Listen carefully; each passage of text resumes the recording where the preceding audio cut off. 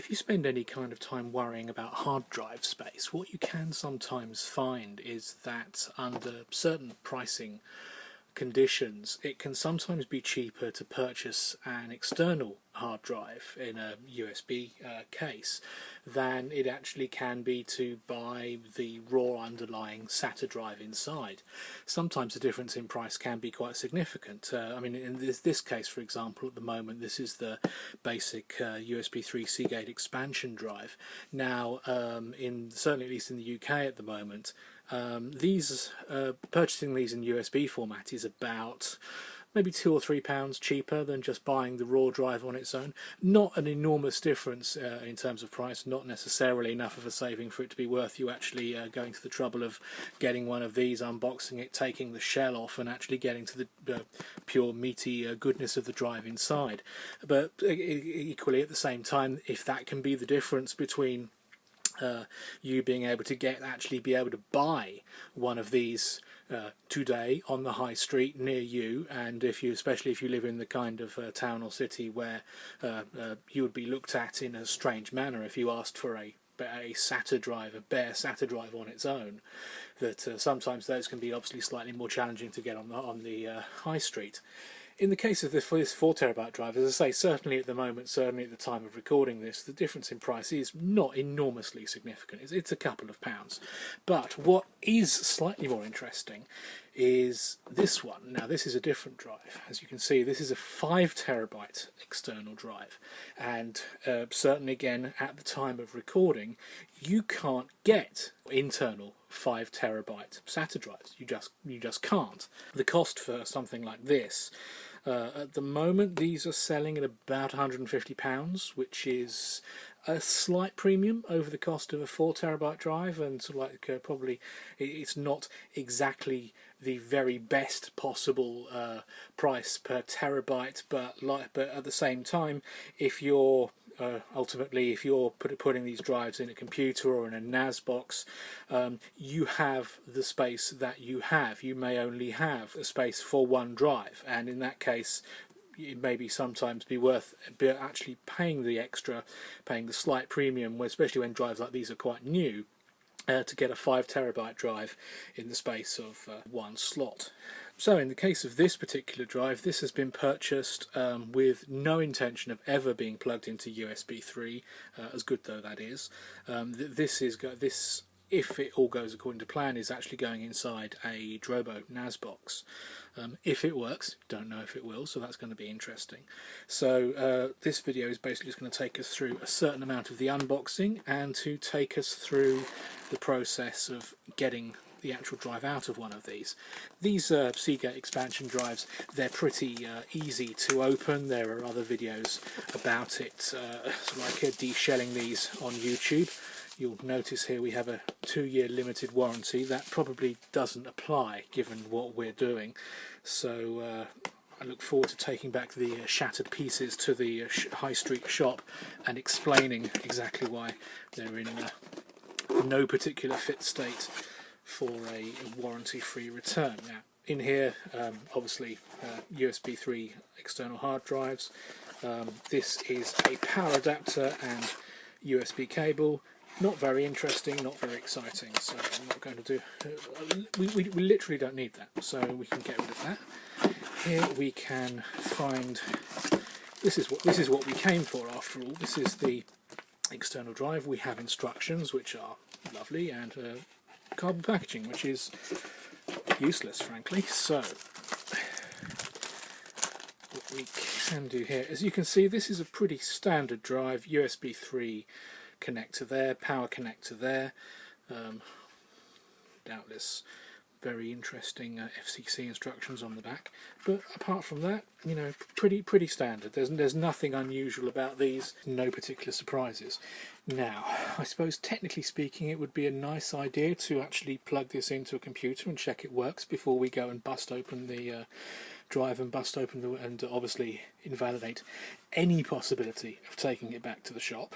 That's possibly the one thing that you actually that does mitigate against shelling drives like this, is that obviously the warranty position is somewhat less clear.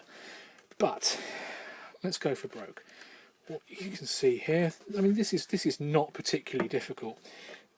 It's literally just a case of wedging your screwdriver in, getting a certain amount of leeway and popping open so many of the connecting pieces of plastic.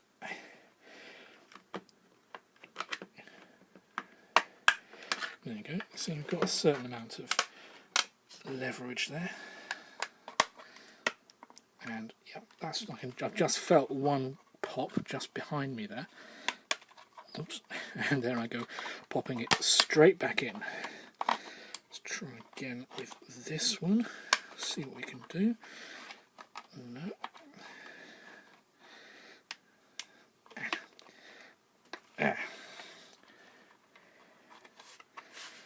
You can see here the case is just starting to come up around here, but you do kind of take your life in your hands when you do this, because obviously the enormous amount of creaking and cracking that the plastic makes is certainly off-putting for young players, as Dave Jones might say. But when you get moving, you can actually get the drives unshelled pretty simply. Look at that. That's not difficult at all. So just empty cover. So what we see here, obviously, Seagate desktop, and there you go, 5,000 gigabytes, which obviously that's 5,000 hard disk manufacturer gigabytes. In real life terms, that will turn out to be something like 4.6 terabytes, something like that. But as you see, that was quite simple. There was no difficulty there, and so that really does basically illustrate that the difference between a USB drive and a SATA drive is literally a plastic case, a very small PCB board which serves as a USB 3 to SATA converter, and a little piece of nice metal tape which I can peel off. Just take, oops. I was going to take it off the other side there, but actually let me mount that back just in case I ever need to use this again. But then you can just take the drive and do absolutely nothing with it. Let's try that again. Yes, there we go. Let's give that a bit of a pull.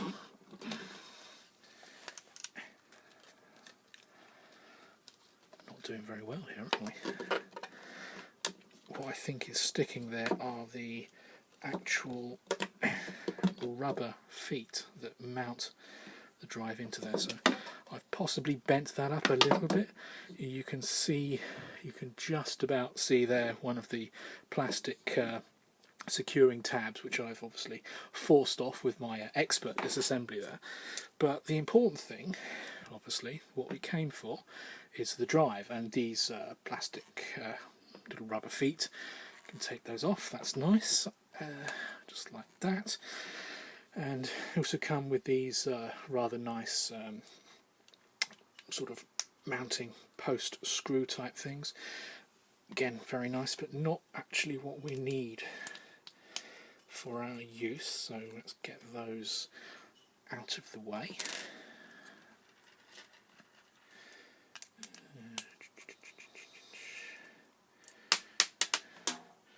Okay, one on the floor, no harm done. I'll be picking that up in about 25 to 30 years. Oh, and there goes another one. So, right, this is what we came for, this is the drive. So, the fact is, assuming this drive works, which is, as you will have noticed, we rather rashly did not take the time to verify. Let's put this in a piece of equipment that will give it a bit of a workout. Okay, well, this is a Drobo. This is a Drobo 5N, which is a network attached storage, and if you've not seen one of these before, basically this is a NAS box which does have at least one thing going for it, in that you don't necessarily have to use exactly the same types of drives. You can swap out drives from time to time. You replace one with a different one of a different size, and the Drobo at least is quite happy with that. Most network attached storage drives, especially those offering any formal kind of RAID technology, probably will be most unimpressed if you were attempting to do something like that, mixing and matching drives, especially drives of uneven capacities or something like that. No, you can forget that. But the Drobo at least is reasonably happy in that respect. It gets on with it quite well.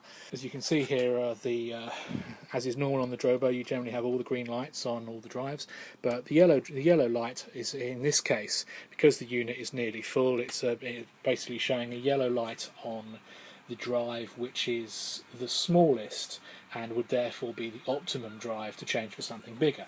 In this case, that is a 1 terabyte drive, so not especially large by today's standards. Most of the rest of these are 3 or 4 terabyte drives. That one there is actually a 4 terabyte Seagate, actually deshelled from another external drive, almost exactly like this. And the Seagate police outside there, if you can hear that siren wailing, they're obviously wise to us. So let's get this wrapped up as soon as we can. So, idea with the Drobo being that theoretically you just take one drive out and you put your new drive in. Now, as I say, I don't know if these 5 terabyte Seagate drives actually work in the Drobo. There was one message on the Drobo forums which suggested it worked, but literally one message and one message only. And obviously, the proof is going to be in the in the experimentation and finding out whether it does work. So, obviously, let's see what happens when we just pop out that drive. We can reasonably expect Drobo to be unimpressed by that state of affairs. As you can see now, all the lights are now flashing yellow, which basically indicates that its required level of data redundancy. It spreads data across all of these drives, basically, and it uses an algorithm which in normal use, certainly in this case, means that it should be protected from the failure of up to 2 drives. You can set like either 1 drive redundancy or 2 drive redundancy. In this particular case, I've got this set for 2 drive redundancy, so theoretically I can actually take out another drive, or theoretically if one of these drives were to self-destruct, my data would still be absolutely secure and rock solid, in theory, as they say. But let's just take the 5 terabyte drive. You can see that this drive position is flashing red as to indicate that there was a drive here and now there isn't, and I'd like you to do something about that, please. Green and yellow flashing here basically indicates I'm doing something. Please do not take out these drives if you can possibly avoid it, which is not an unreasonable request in the circumstances. But theoretically, if we get this slotted in, and there it goes. So now, where there was 1 terabyte, there is now 5. So it's flashing its lights away. We notice over on the dashboard that it's still not terribly impressed with the situation. That over here we can see again got its red light on, and there we go. Our red light has just gone green, or at least it's changed away from red, and it's now flashing in sync with the other drives in the array. So that's usually a good sign. That indicates that something's happening. Now, you may see some demonstrations of Drobo online, which sort of like where people whip out the drive immediately and put another drive straight back in, and it's fantastic and it's really fast and everything is absolutely beautiful. In real life, it doesn't tend to work quite like that. It does sometimes take a few minutes for it to work out where it is. It can get confused, as you may have just seen there. It can sometimes actually start flashing red on the wrong drives, as if to say, like, oh, something's gone wrong, I don't know what's happening. But you can see here that broadly this is moving in the direction that we'd expect. It's still flashing its green and yellow lights, because it's basically indicating that it does not want any of these drives really to be removed or mucked about with too significantly for the moment, while it's busy sort of rebuilding the redundancy of the drive array. Over here back on the dashboard we can see that it looks happier than it was, and of course we have more hard drive space than we had before. Only a terabyte free there originally, now 3.56. Now you might obviously immediately say, well, hold on a second, you slammed a 5 terabyte drive in there, why have you not got 5 terabytes of extra storage? Obviously in a drive array like this, and particularly if you've got multiple drive redundancy going on, that more or less makes sure that a certain amount of your storage is sacrificed for redundancy. But if we go into the capacity tab, you can see that that it's merrily flashing away, and what we notice is that it is actually quite safely it's recognised that is indeed a 5 terabyte drive. It's got no problems with that whatsoever, other than the fact that it's flashing a warning on the drive array itself because it's rebuilding. But if we go to the actual drive information, that's the top drive, that's a 4 terabyte Seagate, it's happy with that. This is Bay 1, that's the 5 terabyte one, and again seems absolutely happy with that. Again recognises the capacity at 5 terabytes, a little bit wobbly, but we have an update. We have data protection in progress, approximately 13 hours remaining. I've got to admit that's rather more of a wait than I was hoping for, but nonetheless it's fine. You know, you leave it on, it will do its business, and it carries on the way that it should do. Say, also looking at the other drives in the rest of the array, Bay 2, quite happy with that. That's a Western Digital, I think that's Western Digital Red actually. The fourth one is a Western Digital, some kind of green one, it's happy with that. And this is actually an interesting oddity of the Drobo. You'll see here that it says that for the health of Bay 4, it is actually indicating a warning. It did that, interestingly, pretty much the moment the drive went in. It seemed actually quite unhappy about it from day one, but from what I can see on the actual Drobo forums, it doesn't seem that it's necessarily quite the warning that you'd think it is. It's not a reason to panic. It's just apparently some artifact with the Western Digital green drives that causes them to I think the Drobo basically gets very slightly freaked out because it sees them changing it sees them powering down perhaps more aggressively than the average drive would do, and I think Drobo can sometimes interpret that as a fault condition. We don't, I mean, obviously it may well be, it could easily be that there could actually be something catastrophically wrong with that drive, but at least for the moment, the way that the Drobo is set up, there's dual drive redundancy, so that 4 terabyte one can go pop, and so can one other drive as well. And in theory, the terabytes of loose crap and assorted nonsense on this drive array should remain safe. So fingers crossed. Obviously, I'm sure that in several weeks or several months' time, I will end up making a video saying, "Oh, my data gone, destroyed. Oh, what lovely data it was, and now it's all over." But anyway, I think we've certainly from a point of view of deshelling the 5 terabyte drive, I think that we can chalk that one up as a success. As we can see, we now only have 11 hours remaining on the data protection. Now that's well, obviously that was a quick 2 hours that you and I just saw, but we'll leave it to it, and it should be able to make the best of what is hopefully a lot more storage than it had before. So thanks for you for watching. If you've got any comments on this video, even if it's only to tell me what a terrible hash I made of this, please do let me know. The comments are always welcome, and see you next time.